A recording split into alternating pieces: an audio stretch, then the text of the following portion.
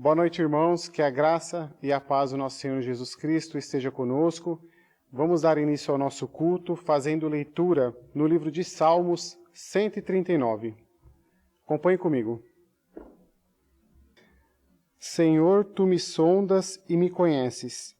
Sabes quando me sento e quando me levanto. De longe conheces os meus pensamentos. Observas o meu andar e o meu deitar e conheces todos os meus caminhos. A palavra ainda nem chegou à minha língua, e tu, Senhor, já a conheces toda. Tu me cercas por todos os lados e pões a tua mão sobre mim. Tal conhecimento é maravilhoso demais para mim, e tão elevado que não o posso atingir. Para onde me ausentarei do teu espírito? Para onde fugirei da tua face? Se subo aos céus, lá estás. Se faço a minha cama no mais profundo abismo, lá estás também. Se tomo as asas da alvorada e me detenho nos confins dos mares, ainda ali a tua mão me guiará, e a tua mão direita me susterá. Se eu digo, as trevas com certeza me encobrirão, e a luz ao redor de mim se fará noite. Até as próprias trevas não te serão escuras, e a noite é tão clara como o dia. Para ti, as trevas e a luz são a mesma coisa, pois tu formaste o meu interior.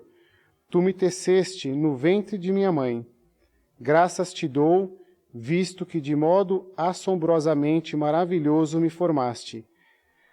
As tuas obras são admiráveis, e a minha alma o sabe muito bem. Os meus ossos não te foram encobertos, quando no culto fui formado e entristecido como nas profundezas da terra. Os teus olhos viram a minha substância ainda informe, e no teu livro foram escritos todos os meus dias, cada um deles escrito e determinado, quando nenhum deles ainda existia. Que preciosos para mim, ó Deus, são os teus pensamentos, e como é grande a soma deles. Se os contasse, seriam mais do que os grãos de areia. Quando acordo, ainda estou contigo. Como eu gostaria, ó Deus, que acabasses com os perversos. Afastem-se, pois, de mim, homens violentos. Eles se rebelam contra ti, e como teus inimigos falam coisas ruins. Acaso não odeio os que te odeiam, Senhor, e não desprezo os que te levantam contra ti? Eu os detesto com ódio completo. Para mim são inimigos de fato. Sonda-me, ó Deus, e conhece o meu coração. Prova-me e conhece os meus pensamentos. Vê se há em mim algum caminho mau e guia-me pelo caminho eterno. Daí onde você está, coloque seu coração diante do Senhor e vamos orar. Senhor, nosso Deus, nosso Pai, nós te agradecemos, Senhor, porque o Senhor tem cuidado de cada um de nós, o Senhor tem cuidado de nossas famílias, o Senhor tem cuidado de nossa igreja, o Senhor tem nos dado força para continuar, ó Pai.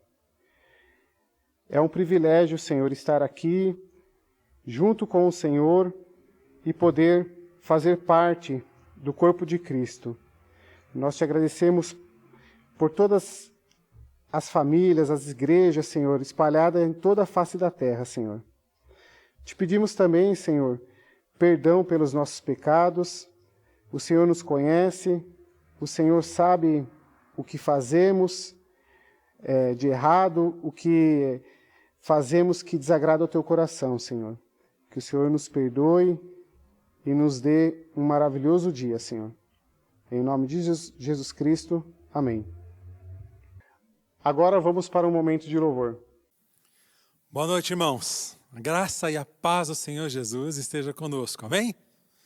Nós vamos ter agora esse período de cânticos e adoração ao Senhor. Que possamos louvar ao Senhor com muita alegria. Porque a alegria do Senhor sempre é e sempre será a nossa força. Amém? Louvemos.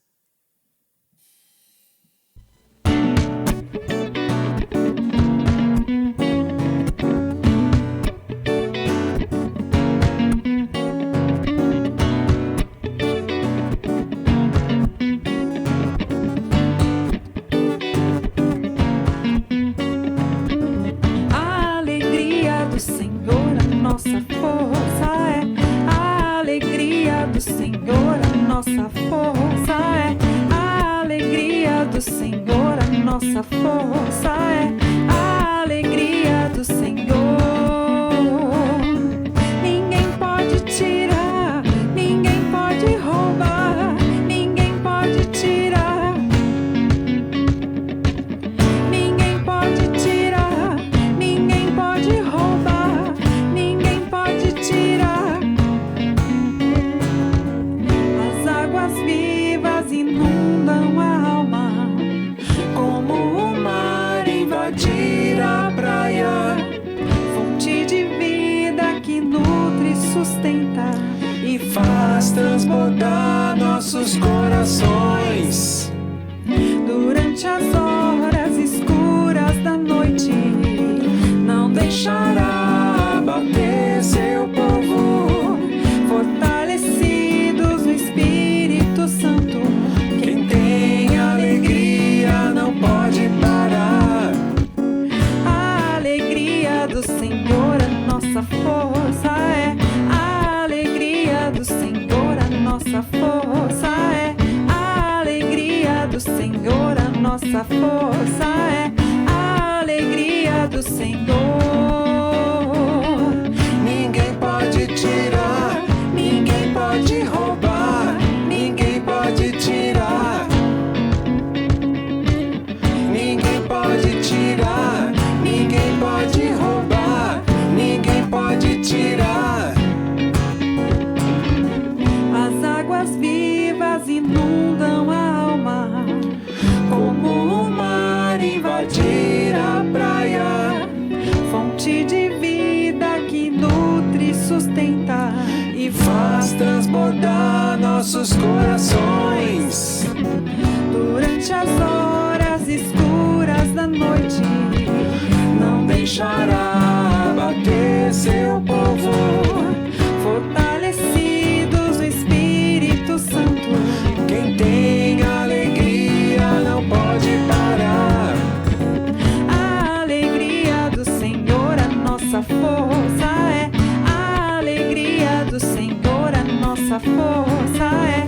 A alegria do Senhor, a nossa força é. A alegria do Senhor. Ninguém pode tirar, ninguém pode roubar, ninguém pode tirar. Ninguém pode tirar, ninguém pode roubar. A alegria do Senhor, a nossa força é. Amém. A alegria do Senhor sempre é a força que nós precisamos. E o Senhor é aquele que derramou o seu amor na cruz, a sua vida na cruz, por cada um de nós. Quanto amor! Por isso o Senhor é o nosso Rei, Ele é o nosso Deus, e a Ele exaltamos e louvamos de todo o nosso coração. Quanto amor, Senhor!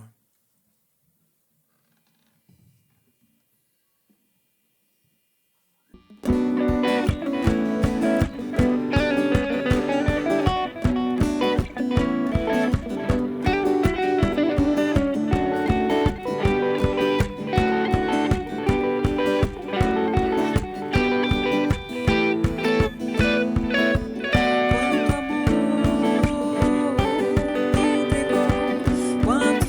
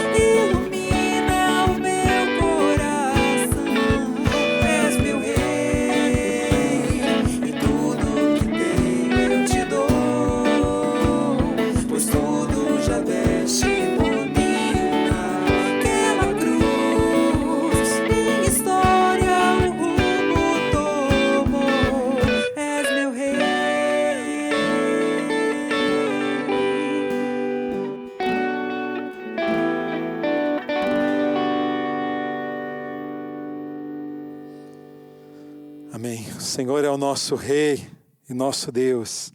Aleluia. E o Senhor é a luz e a nossa salvação. E nós cantamos, e em meio a tantas dificuldades que nós vivemos em nossa vida, nós dizemos: Maranata, ora vem, Senhor Jesus. Como seria bom se Jesus voltasse hoje, não é, irmãos? Mas enquanto isso, nós vamos adorando, seguindo o caminho que o Senhor tem trilhado para nós e sendo usado por Ele para a glória do seu nome.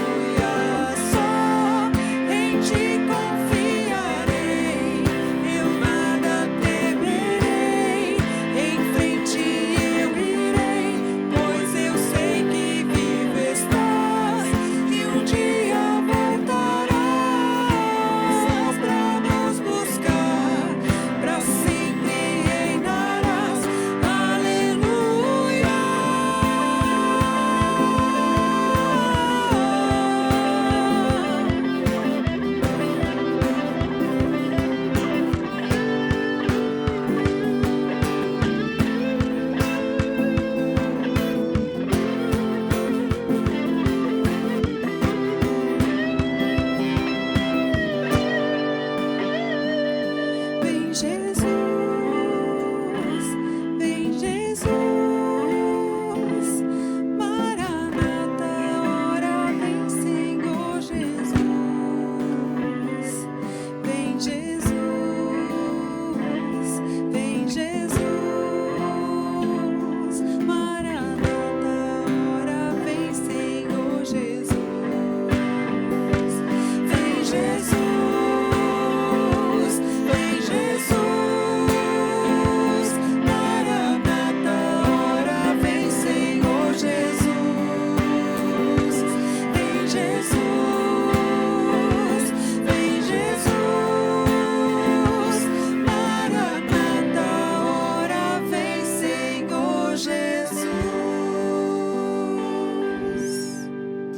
Senhor, Deus e amado Pai, nós louvamos o Teu nome, Senhor.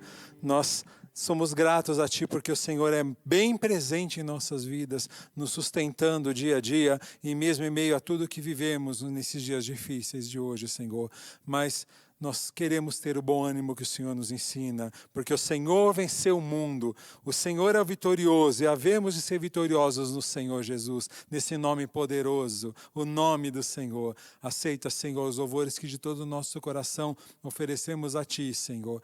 Louvores de lábios imperfeitos, de músicos, instrumentos imperfeitos, ao Deus perfeito, e louvado seja o Teu santo nome único, digno de todo louvor e adoração, Senhor. Fala ao nosso coração por meio da Tua palavra, Senhor. Alimenta os nossos corações, pois nós precisamos ser alimentados por Ti. Nós precisamos da Tua água viva. Nós precisamos, Senhor, do Teu Santo Espírito nos enchendo, Pai. E nós Te agradecemos, Senhor, por essa oportunidade de termos o Senhor em nossas vidas, de sermos escolhidos por Ti. Louvado seja o Teu santo e bendito nome, Senhor. Nós agradecemos em nome do Senhor Jesus. Amém. Amém. Deus abençoe. Que a graça e a paz do nosso Senhor Jesus Cristo continue conosco. Hoje nós continuaremos o estudo de Tiago. Nós vamos ler o capítulo 4, nos versículos de 11 e 12. E o tema de hoje vai ser sobre falar mal dos outros, ou julgar os outros, que para Tiago aqui é sinônimo. E uma pergunta simples: isso é um problema para a igreja? É um problema para a gente? Isso é um problema para a nossa realidade social? Bom, eu queria começar pensando na seguinte situação. Imagine uma conversa entre duas mulheres. Uma tem um filho e a outra é amiga dela. E a mãe, a que tem o filho, começa a falar mal do seu filho, falando que ele é um preguiçoso, fica o dia inteiro dormindo, só joga videogame.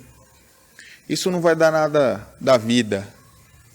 E aí a amiga concorda, fala assim: é isso mesmo, eu acho que seu filho não vai dar nada da vida. Essa mãe hipotética olharia para essa amiga e falaria assim: como você tem coragem de falar isso do meu filho? Estou concordando com você, não estou falando nada. Mas você não pode falar assim do meu filho. Esse sentimento acontece porque aparentemente só nós podemos falar mal da nossa família, das pessoas que nós amamos. As outras pessoas não têm esse direito. E a questão toda aqui hoje, o debate é: nós podemos falar mal dos filhos de Deus? Como Deus reage a esse tipo de atitude? Bom, vamos ler em Tiago o texto. Irmãos, não falem mal um dos outros. Aquele que fala mal do irmão ou julga o seu irmão, fala mal da lei e julga a lei. Ora, se você julga a lei, não é observador da lei, mas juiz. Um só é legislador e juiz, aquele que pode salvar e fazer parecer. Mas quem é você para julgar o seu próximo?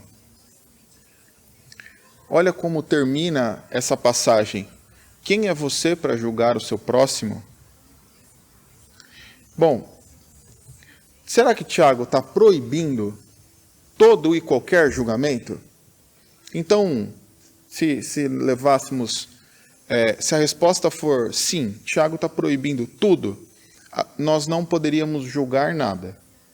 Temos que aceitar tudo o que todo mundo diz e pronto. Mas essa não é exatamente a realidade de Tiago. Tiago aqui condena, e nós vamos desenvolvendo esse pensamento, ele condena o julgamento hipócrita, aquele julgamento que é feito da maneira errada, não qualquer julgamento. Até porque Paulo, dando uma passagem pela Bíblia, Paulo fala em Tessalonicenses que nós devemos examinar todas as coisas e reter o que é bom. João também fala que nós devemos julgar os espíritos para ver se são de falsos profetas ou não.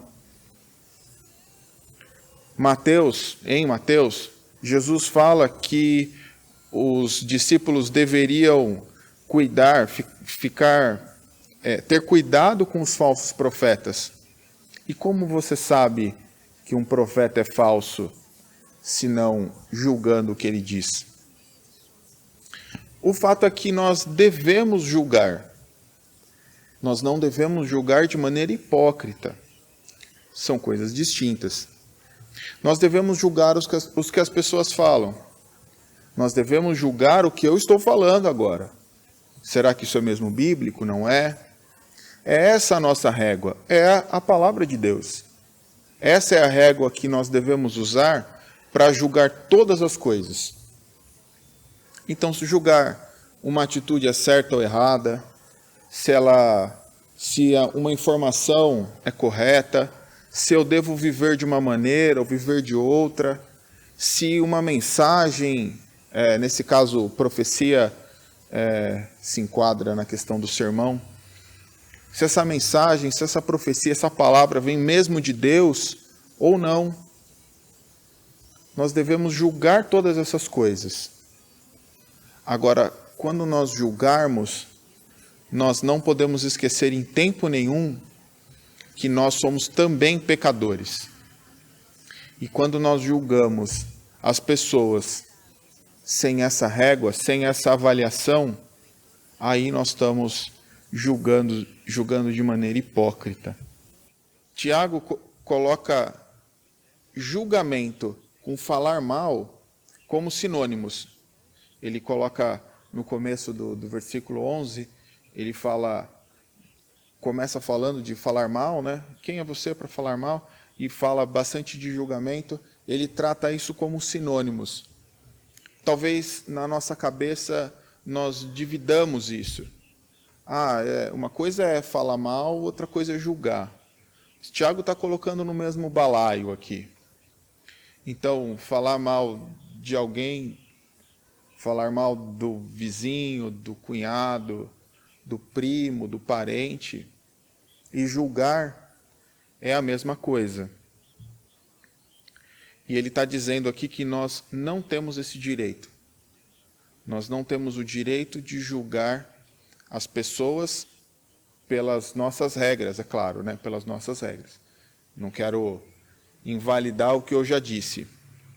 Porque a questão, quando a gente julga, especialmente esses julgamentos familiares, essas coisas de gente mais próxima, você dificilmente está julgando ou falando de alguma coisa que é objetiva e bíblica.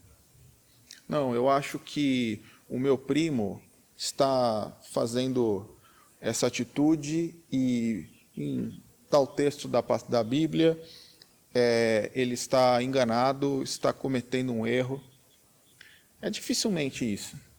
Normalmente é assim, não, porque ele não devia ter feito isso, ele devia ter feito outra coisa, porque isso ou aquilo. Não é verdade? Então, esse tipo de julgamento ele não pode acontecer. Porque mesmo que nós julguemos uma pessoa por uma falha, alguém foi lá e fez uma coisa errada, é um pecado. Ainda assim, se nós estivéssemos na situação daquela pessoa, talvez nós também teríamos o mesmo pecado. Nós também falharíamos na mesma situação. E se colocar no lugar da pessoa é entender o histórico de vida, entender que ela teve uma criação, teve traumas e teve um monte de coisa. Na internet saiu esses dias, pelo menos eu vi esses dias, um vídeo falando de uma menina, de uma mulher, que matou um cachorro. Ela pegou um cachorro, passou uns meses lá, não conseguiu controlar, ela foi e matou. E postou no Facebook. Matei, pronto, morreu. Claro que ela narra como ela fez, é uma pessoa aparentemente bastante desequilibrada. Mas a internet não perdoou. A internet foi para cima, a internet, né? Parece que a internet é uma pessoa. As pessoas foram para cima do perfil dela e e xingando e falando um monte de coisa.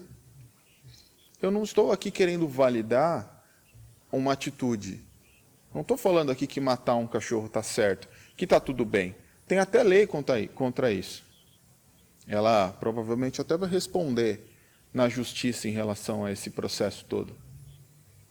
Mas será que se a gente olhasse com uma lupa para esse caso e entendêssemos a vida dessa mulher, o passado, a infância, a situação de saúde dela, será que ela é muito diferente da gente? Será que nós, nos passos dela, nos sapatos dela, nós teríamos atitude muito diferente? Supondo que essa mulher fosse uma pessoa com um transtorno mental, quem controla? Eu ouvi um tempo atrás uma história de um pastor de Campinas, e que ele teve uma crise de burnout, saiu andando um dia e foi encontrado alguns dias depois numa rodoviária numa outra cidade. Não sabia o que aconteceu. Falou, não sei como vim parar aqui. Durante esse trajeto, ele teve controle do que ele estava fazendo? Não teve. Se ele tomou uma atitude errada ou não, ele não pode ser culpado por isso. E o fato que essa menina, falei disso para falar dessa menina, a gente não sabe se ela tem alguma doença, se ela tem algum problema. Ninguém quis saber. Foram lá, xingaram, falaram mal, julgaram. Se a polícia não tivesse intervido no dia, ela teria sido condenada à morte. A polícia teve que intervir em relação a um linchamento. Mas é isso. Nós somos falhos, nós somos pecadores, e nós estamos sujeitos a erros. E erros até graves como esse. Erros graves. Então nós devemos ter mais misericórdia nesse momento. Precisamos ser aquela pessoa que tem o bom senso de parar na situação e falar assim, pera, calma. Por que será que ela fez isso? Vamos ouvir. Vamos entender o motivo. Vamos julgar com os critérios corretos. Com menos força. Com mais misericórdia. Nós não podemos ler esse texto também desvinculado de Mateus 7. E eu acho que ele joga bastante luz em relação a isso. E certamente Tiago tinha essa passagem em mente quando ele escreve, porque é muito próximo. Em Mateus 7, de 1 a 5, diz assim: Não julguem, para que vocês não sejam julgados, pois com o critério que vocês julgarem, vocês serão julgados. E com a medida que vocês estiverem medido, vocês também serão medidos. Porque você vê o cisco do olho do seu irmão, mas não repara na trave que está no seu próprio olho? Ou como você dirá a seu irmão, deixe que eu tire o cisco do seu olho, quando você tem uma trave no seu próprio? Hipócrita, tire primeiro a trave do seu olho, e então você verá claramente para tirar o cisco no olho do seu irmão. Jesus começa dizendo, não julguem para que vocês não sejam julgados.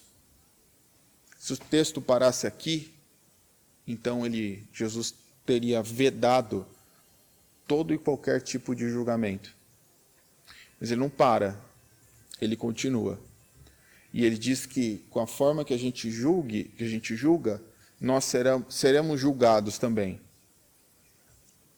Então, o que ele queria dizer, o que ele está dizendo aqui, na verdade, é que nós devemos ter esse padrão de julgamento, esse padrão de análise da vida.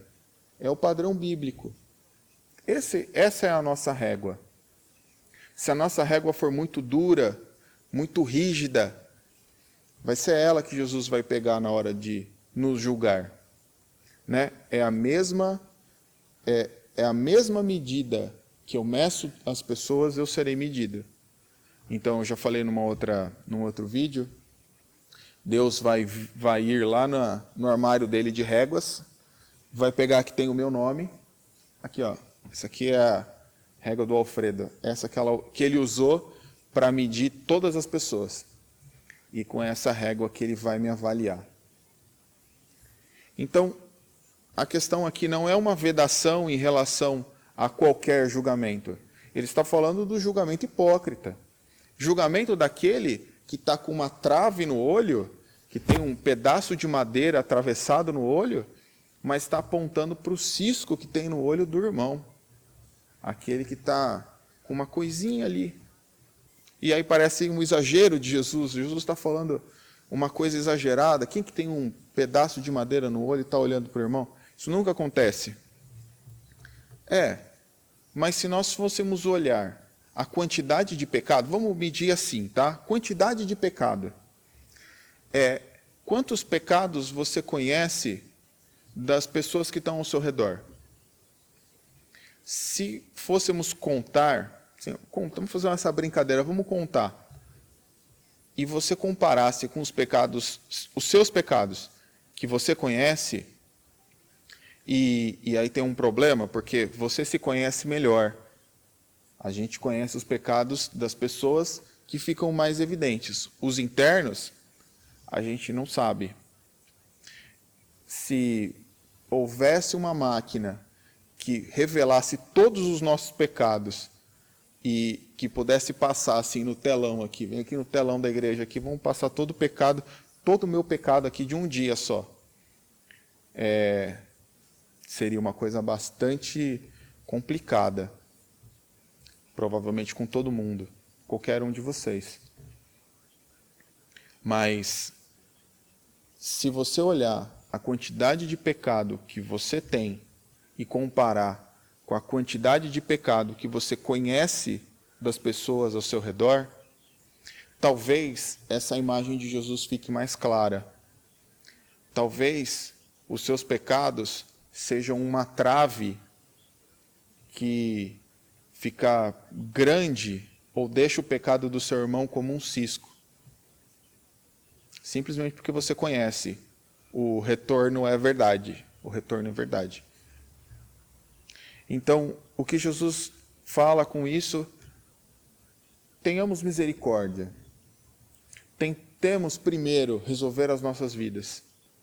A gente precisa entender que nós somos pecadores, que nós precisamos de Cristo, porque um dia Ele morreu e pagou pelos nossos pecados. Nós não temos condição sozinho de não tínhamos condição sozinho de resolver esse problema. Todos esses pecados que eu estou falando foram pagos já na cruz. Esses pecados todos que eu falei que passariam aqui no telão da igreja, eles poderiam até me deixar envergonhado, mas eles já foram lançados em Cristo na cruz do Calvário. Então nós, nesse sentido, já estamos perdoados. É o já e o ainda não, né? Escatológico. Mas nós estamos perdoados dos nossos pecados, mas nós não deixamos de pecar. Quando o irmão peca contra a gente, e nós falamos mal, e nós julgamos, e nós avaliamos as pessoas em relação a esse critério subjetivo, e não o critério objetivo da Bíblia, nós estamos fazendo um juízo errado, e nós somos hipócritas.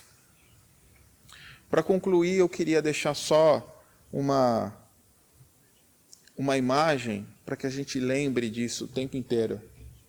Tem aquela parábola que Jesus conta do devedor incompassivo. O homem tinha uma dívida impagável com uma pessoa e um servo dele devia uma dívida muito menor. Ele foi perdoado da sua dívida, mas não perdoou a dívida do outro. Ele pediu misericórdia para o seu senhor, mas não teve misericórdia do seu servo. Talvez a gente precise lembrar disso todos os dias, para que quando nós sintamos vontade de julgar alguém, de falar mal de alguém, de ser juiz, pelos critérios errados, nós devemos lembrar que um dia nós fomos perdoados por pecados muito maiores, que Cristo pagou por todos os nossos pecados já. Pagou também pelo pecado das pessoas que estão ao nosso lado. E quando nós falamos mal de um desses, falamos mal de um filho de Deus. Vamos orar? Senhor Deus, nós te agradecemos por esse momento e pedimos, Senhor, que o Senhor nos transforme, que o Senhor nos mude e que deixemos, Senhor, de ser pessoas que julgam pelas nossas próprias, pelo nosso próprio conhecimento, pelos nossos próprios critérios e julguemos, Senhor, conforme a Tua palavra. Que tenhamos também mais misericórdia com os nossos irmãos e aqueles que estão ao nosso redor. É o que eu te peço, Senhor, nos ajude. Em nome de Jesus Cristo. Amém. Muito obrigado, irmão, por estar conosco até aqui. Eu queria que semana que vem vocês também estivessem conosco. Deus nos abençoe.